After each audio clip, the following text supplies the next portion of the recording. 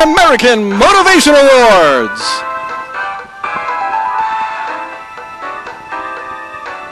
And now, please welcome former New York City police officer and America's tenor, Daniel Rodriguez.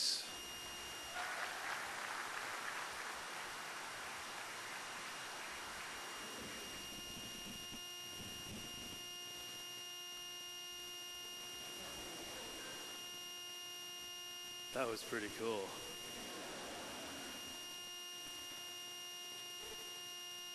Oh, say, can you see by the dawn's early light what so proudly we hailed at the...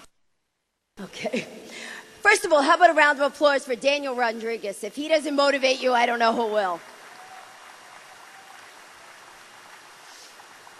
All right, well, I'm here to officially welcome you to the 2008 American Motivation Awards. How's everybody doing tonight? Oh, a little bit more energy than that. Come on, how's everybody doing? All right. Now, they say when you're going to do a presentation, you tell people what you're going to tell them, then tell them, and then tell them what you told them. Well, the one thing that he didn't tell, the announcer didn't mention, that I happen to be the Guinness Book of World Records fastest talking female. Clocked at 603.32 words a minute, which comes out to 11 words a second. It is an honor, but I am among true heroes in our society. Let us never forget that. But also, I would like for you to understand one parting thing as I step off of this stage, that as much as they are heroes of mine and every one of us, that you need not don a uniform in order to make a contribution to your fellow man. God bless America, and thank you all so much. Thank you very much. Thank you. Anyway, I am John Bastow, Fitness Made Simple, and the basic mindset of our whole program is if you believe in yourself, you can accomplish anything. Today's failures have no bearing on success tomorrow, so don't you ever quit, don't you ever give up, because the power to achieve all your dreams is right within you, and you can turn every vision you have in your head into reality.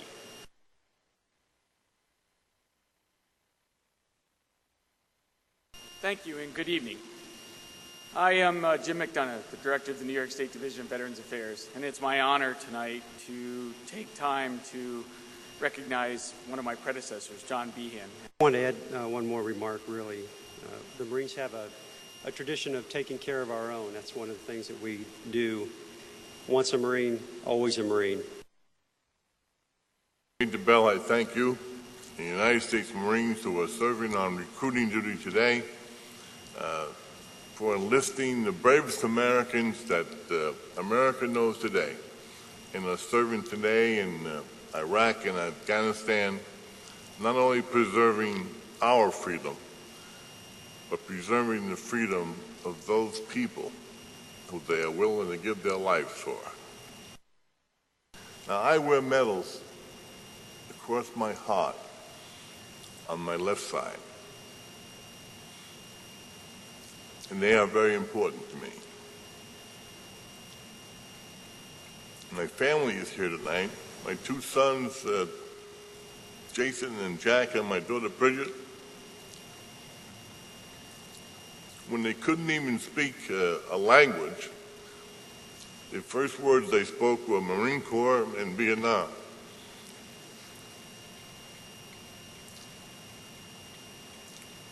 And I respect that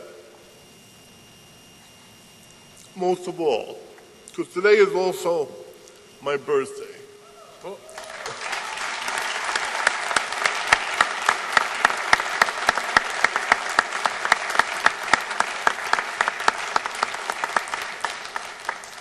Now, when I was born on November 11th in 1944, I had no idea that Armistice Day, or Veterans Day as it became, would be so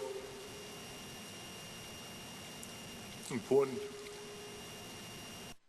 Hi everyone, I'm Julia Griffith.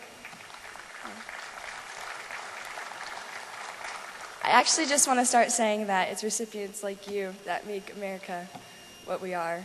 And I'm so proud to be an American. I'm so proud to be here, and I'm so honored to be in front of all of you tonight. So thank you. Thank you. So I'm your Miss Dance of the United States for 2008 and 2009. Thank you, Kevin and Motivate America, for this honor. I also want to thank Elise Spinner, who has worked so closely by my side for the past 5 years, and her husband, Jeff, and all our volunteers who have touched our work to make Jacob's light shine upon so many. On Veterans Day, we honor the most noble and courageous people our country knows. We stop and think of the men and women who make up the backbone of our great country. They are the men and women who have stood on the front lines to protect our lives and the way we choose to live them. They've given us voice. Do not take your way of life for granted. There have been great sacrifice made for you in days past and at this moment while I speak. Here to talk about one of the finest combat and commanding officers I've known, Lieutenant Colonel Chuck Crosby. He was until recently the commander of the Fighting 69th, the 1st Regiment of the Irish Brigade, a unit with a long history in the United States with 63 battle rings on their standard and 24 battle streamers. Chuck Crosby was over in Iraq. He was the executive officer of the 69th, came back, became commander of the 69th. His leadership and training has honed that unit to a fine piece of sharpened steel for this country. This March, God willing, to remember the battalion who are returning for their yearly duty. It's the March of the St. Patrick's Day Parade, part of the history of it. I could say no more about that American. 3rd generation West Pointer. Chuck, you and John Bean, I would have no thought of worry to walk down the alley in the night with 2 of you gentlemen at my back. Thank you. And I appreciate the recognition tonight, but I know that I accept this as a representative of the hundreds of men that I've served with. I only hope that everything I do can only bring honor to what they have sacrificed. Thank you all for this honor and for the incredible support that everyone has shown to the U.S. military. Ladies and gentlemen, thank you.